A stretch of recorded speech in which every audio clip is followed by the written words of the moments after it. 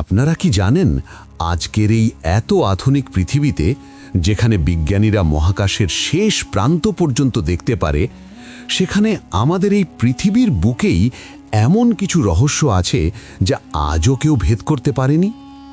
আজ আমি আপনাদের এমন একজন মানুষের কথা বলবো যিনি সাগরকে দুই ভাগ করেছিলেন, যিনি সরাসরি আল্লাহর সাথে কথা বলেছিলেন। কিন্তু এত বড় একজন নবীর কবর আজ পর্যন্ত কেউ খুঁজে পায়নি। কেন জানেন? এর পেছনে লুকিয়ে আছে শয়তানের হাজার বছরের এক ভয়ঙ্কর পরিকল্পনা। চলুন আজ সেই অজানা রহস্যের গভীরে প্রবেশ করি। আপনারা হয়তো অনেক সময় ভেবেছেন বা ইন্টারনেটে খোঁজার চেষ্টা করেছেন হযরত মুসা আলাইহিস সালামের কবর কোথায়। এত বড় একজন নবী, যিনি ফেরাউনের মুখের উপর দাঁড়িয়ে বুক ফুলিয়ে বলেছিলেন যে আল্লাহ ছাড়া কোনো মাবুদ নেই, তার কোনো নির্দিষ্ট কবর বা মাজার নেই কেন? কেন মুসা নবীর কবর গোপন রাখা হলো? এই প্রশ্নগুলোর উত্তর খুঁজতে গেলে আমাদের ইতিহাসের পাতা থেকে একটু পেছনে যেতে হবে। বুঝতে হবে ইবলিস বা শয়তানের সেই মাস্টার প্ল্যান, যা সে হাজার হাজার বছর ধরে মানুষের ওপর খুব সন্তর্পণে প্রয়োগ করে আসছে।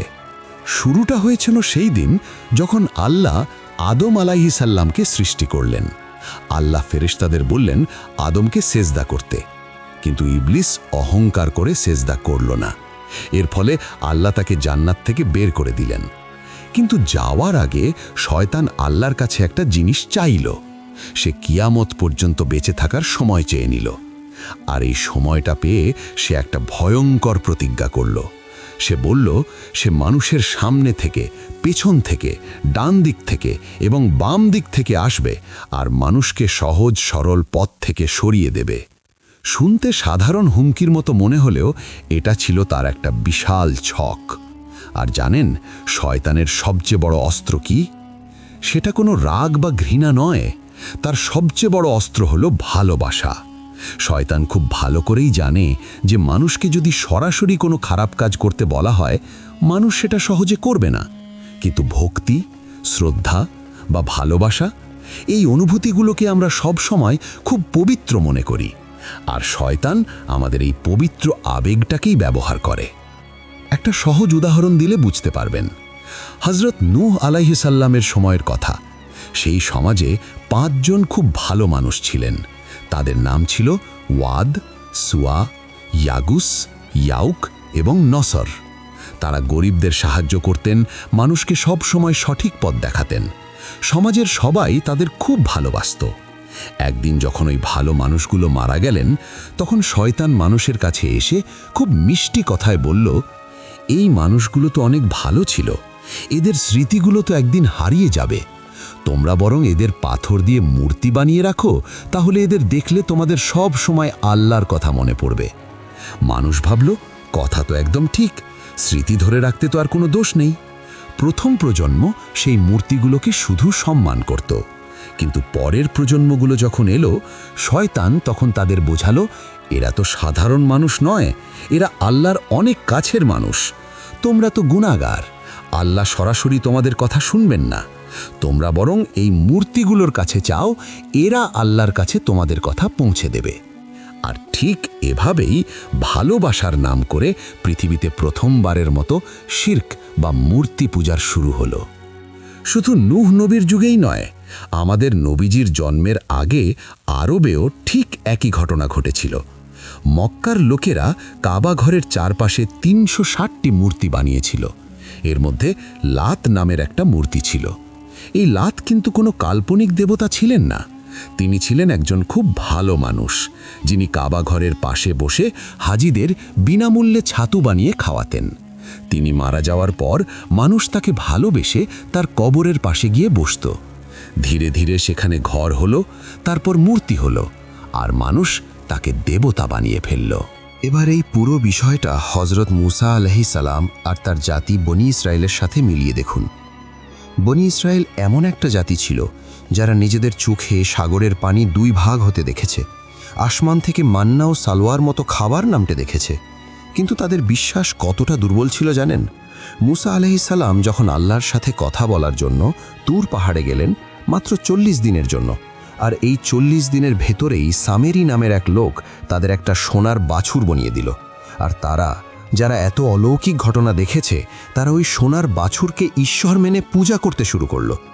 একটু ভাবুন তো, মুসা নবী বেঁচে থাকতে মাত্র 40 দিনের জন্য দূরে যাওয়ার কারণেই যদি তারা সোনার বাছুরের পূজা শুরু করে দেয়, তাহলে মুসা নবী মারা যাওয়ার পর যদি তার কবরের নির্দিষ্ট ঠিকানা তারা জানতো, তাহলে কি হতো? শয়তান তার প্ল্যান অনুযায়ী প্রথমে সেখানে একটা বিশাল মাজার বানাতো, তারপর মানুষকে বোঝাতো যে মুসা নবীর মাধ্যম ছাড়া আল্লাহ দোয়া কবুল করবেন না। এরপর মিথ্যা ভয় দেখাতো যে কবরে না গেলে আল্লাহ নারাজ হবেন, মানুষকে সামাজিক চাপ দিত, এমনকি মিথ্যা গল্প ছড়াতো যে ওই কবরে গেলে সব রোগ ভালো হয়ে যায়। দেখতে দেখতে সেই কবরটা হয়ে যেত শিরকের সবচেয়ে বড় একটা জায়গা। যে মানুষটা সারা জীবন শিরকের বিরুদ্ধে লড়লেন, তার কবরটাই হয়ে যেত শিরকের কেন্দ্র। আর ঠিক এই কারণেই আল্লাহ তার এই প্রিয় নবীর কবরকে পুরো দুনিয়া থেকে লুকিয়ে রেখেছেন। মুসা আলাইহিস সালামের মৃত্যুর ঘটনাটাও খুব চমৎকার এবং শিক্ষণীয়। একদিন তিনি তার ঘরে ছিলেন।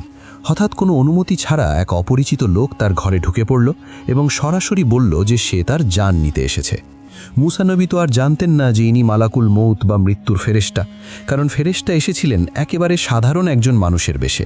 একজন অপরিচিত লোক বিনা অনুমতিতে ঘরে ঢুকে মৃত্যুর হুমকি দিলে একজন আত্মমর্যাদা সম্পন্ন মানুষ যা করে, মুসা আলাইহিস সালাম ঠিক তাই করলেন। তিনি আত্মরক্ষার জন্য ওই লোকটিকে সজোরে একটা থাপ্পড় মারলেন, আর সেই থাপ্পড়ে মানুষের রূপ ধরে আসা ফেরেশতার একটা চোখ নষ্ট হয়ে গেল। ফেরেশতা আল্লাহর কাছে ফিরে গিয়ে সব ঘটনা খুলে বললেন। আল্লাহ কিন্তু মুসা নবীকে কোনো দোষ দিলেন না, কারণ তিনি তো জানতেন না।